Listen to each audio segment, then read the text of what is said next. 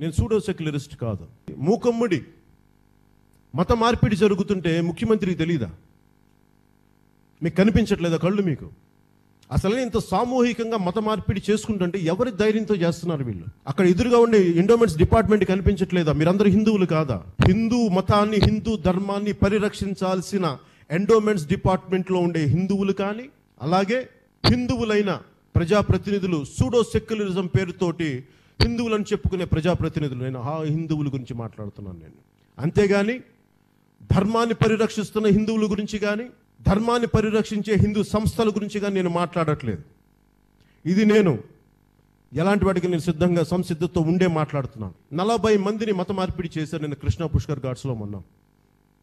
జగన్ రెడ్డి గారి 10 కిలోమీటర్ల ఇంటి దూరంలో ఎవరి అండ చూసుకొని చేస్తున్నారు ఇది?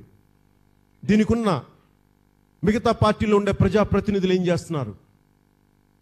సూడో సెక్యులరిజం పేరుతో ఎందుకు మీరు కాముకు కూర్చున్నారు? హిందూ ధర్మానికి దెబ్బ తగులుతుంటే మీరు ఎందుకు మాట్లాడరు? మతోన్మాదం అంతం, సిజేఏసీ పంతం, మత సామరస్యత వర్ధిల్లాలి, మానవత్వం ప్రజ్వరిల్లాలి.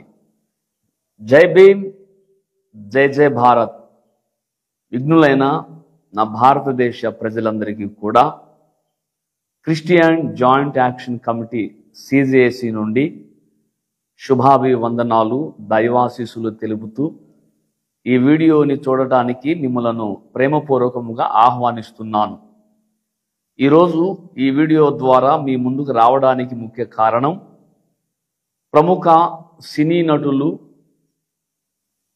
చిరంజీవి గారి యొక్క తమ్ముడు, జనసేన పార్టీ అధినేత, ప్రముఖ సినీ నటుడు పవన్ కళ్యాణ్ గారి యొక్క అన్నగారైన నాగబాబు గారు ఆర్ఎస్ఎస్, విశ్వ హిందూ పరిషత్, బజరంగ్ దళ్ అనే మతోన్మాద సంస్థ నాయకులతో భేటీ అయ్యి వారితో చర్చించిన విషయాలన్నీ ప్రెస్లో, న్యూస్ పేపర్లలో ప్రింట్ అయిన సమాచారాన్ని బట్టి నేను ఈ వీడియోని మాట్లాడటం జరుగుతుంది.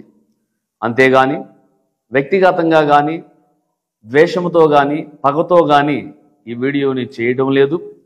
ఒక బాధ్యత కలిగిన భారతీయుడిగా, మత సామరస్యత కొరకు పనిచేసే సంస్థ నాయకునిగా మాత్రమే నేను ఈ వీడియోను మాట్లాడుతున్నాను. అలాగే నేను ఏ పార్టీకి సంబంధించిన వ్యక్తిని కాదు. నా పార్టీ యేసయ్య పార్టీ, నా గుర్తు శిలువ గుర్తు, నా నాయకుడు యేసు ప్రభువారు, నా తోటి కార్యకర్తలు గౌరవ దైవజనులు క్రైస్తవులు. అంతేకాదు భారతదేశ క్షేమాన్ని కోరుకొని, మత సామరస్యతను కోరుకునే ఏ వ్యక్తి అయినా నా యొక్క తోటి కార్యకర్తలని నేను భావిస్తాను. అయితే ఈ సందర్భముగా జనసేన పార్టీ అధినేత పవన్ కళ్యాణ్ గారు వారి యొక్క వివరణ ఇవ్వవలసిన సమయం ఆసన్నమైంది.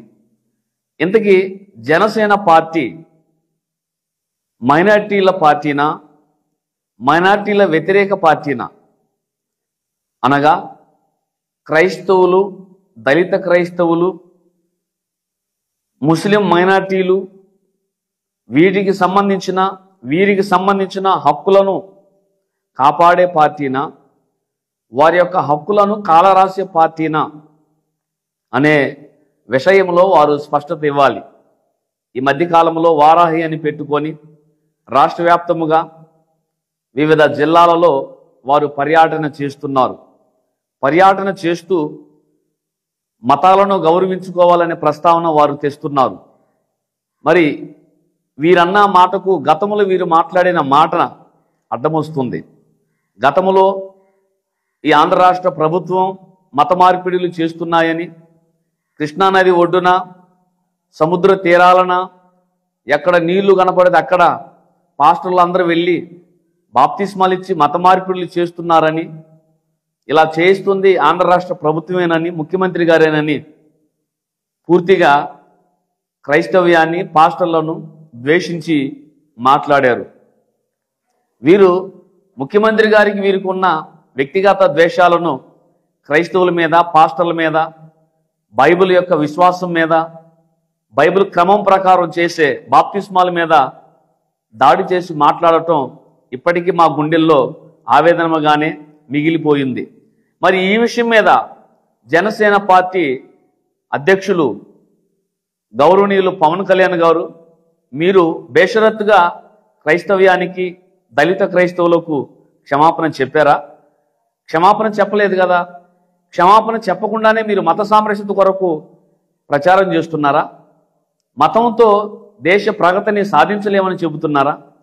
మొదట మీరు చెప్పిన ఈ మాటలు మేము నమ్మాలి అంటే మీరు గతంలో క్రైస్తవ్యాన్ని, దైవజనులను, బైబిల్ విశ్వాసాల మీద దాడి చేసిన మాటలను వెనుకకు తీసుకొని బేషరత్తుగా క్షమాపణ చెప్పినప్పుడు మాత్రమే మీరు వారాహి యాత్రలో చెబుతున్న ఆ మాటలు నమ్మటానికి మాకు ఆస్కారం ఉంటుంది.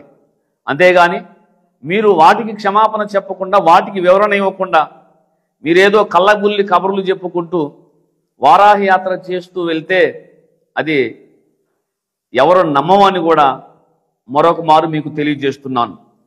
మీ విషయాన్ని పక్కకు పెడితే మీ అన్నగారు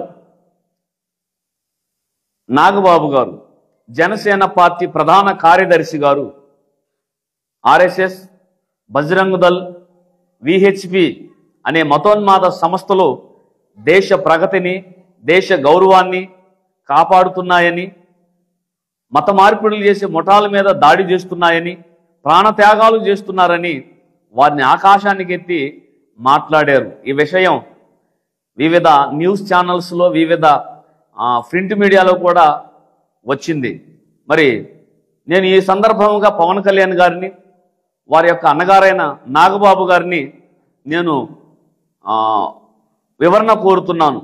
నిజముగా ఈ దేశాన్ని కాపాడుతుంది, ఈ దేశంలో ఉన్న ప్రజలను కాపాడుతుంది, హిందువులను కాపాడుతుంది ఆర్ఎస్ఎస్ వారా, బజరంగ్ దళ్ వారా, విశ్వ హిందూ పరిషత్తు వారా?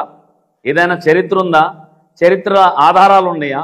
వీటికి ఏమన్నా మీరు నిరూపించగలరా? తెలియచేయాలి. ఆర్ఎస్ఎస్ ఎవరు? విశ్వ హిందూ పరిషత్తు వారు ఎవరు? బజరంగ్ దళ్ వారు ఎవరు? మత సామరస్యతను దెబ్బతీసే మతోన్మాద పార్టీలు కావా?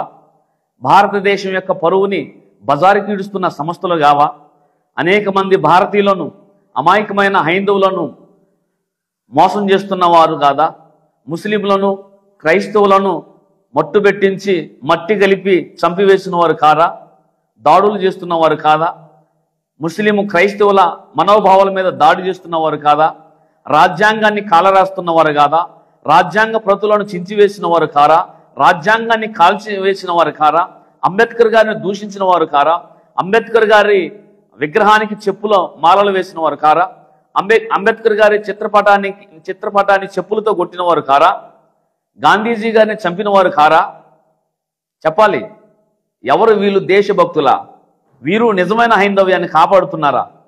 వీరికి మీరు సపోర్ట్ చేస్తారా? వీరి వలన హిందువులు, ముస్లింలు, క్రైస్తవులు, ముస్లింలు, జైన్లు, బౌద్ధులు, పార్షియన్స్, ఇతర మతస్థులందరూ కూడా అన్నాదమ్ముల్లాగా కలిసిమెలిసి ఉండే క్రమాన్ని కూడా నాశనం చేసిన దుర్మార్గులు వీరని ప్రజలందరూ కూడా అనుకుంటున్నారు. ఇలాంటి మతోన్మాద సంస్థలను మీరు ఏకిపారవేయాల్సింది పోయి, ఖండించాల్సింది పోయి, వారిని పైన వేసుకొని మీరు మాట్లాడతారా?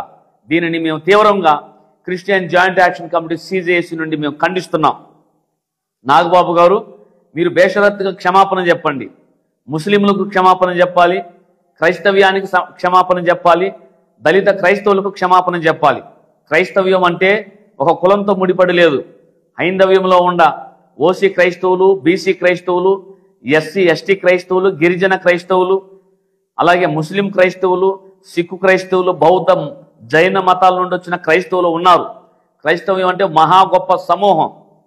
అందులో దళిత క్రైస్తవులు కూడా ఉన్నారు. వీరందరికీ మీరు బేషరత్తుగా క్షమాపణ చెప్పాలి.